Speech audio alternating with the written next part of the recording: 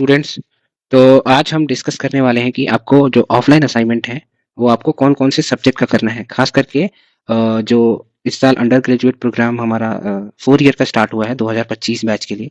तो हम उसके लिए बात करेंगे कि आपको कौन कौन सा असाइनमेंट करना है, और 2025 बैच में जो पीजी में भी एडमिशन हुआ है उसके लिए भी हम बात करेंगे कि आपको कौन कौन सा असाइनमेंट लिखना है। तो सबसे पहले हम देखते हैं कि बीए में यहाँ पे आपको टोटल 10 सब्जेक्ट दिख रहे हैं, लेकिन आपको इन 10 सब्जेक्ट का असाइनमेंट बिल्कुल नहीं लिखना है, क्योंकि सिर्फ आपको अपने ही सब्जेक्ट का असाइनमेंट लिखना है जो आपने सब्जेक्ट चूज किया है। तो इस 10 में से आपके सिर्फ 2 ही सब्जेक्ट होंगे जिसको आपने चूज किया होगा, और सिर्फ उन्हीं का असाइनमेंट आपको कंप्लीट करना है। अब ये आपको कैसे फाइंड आउट करना है कि आपके दो दो सब्जेक्ट कौन से हैं। तो आपने जब फॉर्म भरा होगा, तो जब फॉर्म भरा होगा आपने, तो उसमें आपने सब्जेक्ट चूज किया होगा। तो जब सब्जेक्ट चूज करते हैं तो फॉर्म में आपको दिखता है कि आपने कौन कौन सा सब्जेक्ट चूज किया है। जैसे ये स्टूडेंट ने फॉर्म भरा था तो इसने इस्लामिक स्टडीज और उर्दू सब्जेक्ट चूज किया था।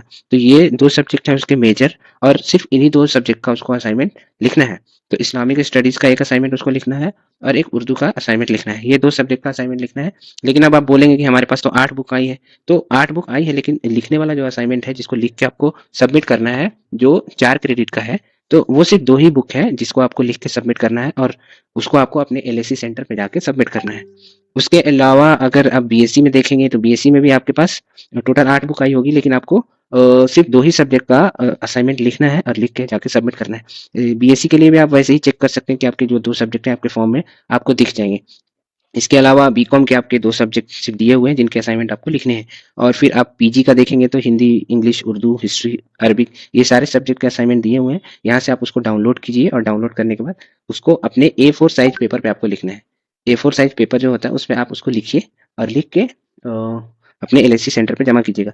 जब आप असाइनमेंट लिख रहे हैं तो उसके ऊपर एक कवर पेज भी आपको लगाना है हर सब्जेक्ट के असाइनमेंट के ऊपर। जैसे हिंदी, इंग्लिश, उर्दू, उर्दू में 4 सब्जेक्ट है तो आपको 4 कवर पेज डाउनलोड कर लेना है।